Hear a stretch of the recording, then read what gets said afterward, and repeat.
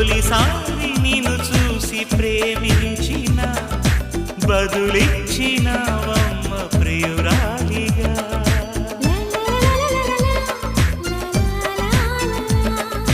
తొలిసారి నిన్ను తాకి ప్రేమించిన మనసిచ్చినానమ్మ ప్రియ నేస్తమా. కలలోనూ ఇలా కలిసుండాలని విడిపోని వరం ఇయ్యవా అన్నది ప్రేమ, అన్నది ప్రేమ. తొలిసారి నిన్ను తాకి ప్రేమించిన మనసిచ్చిన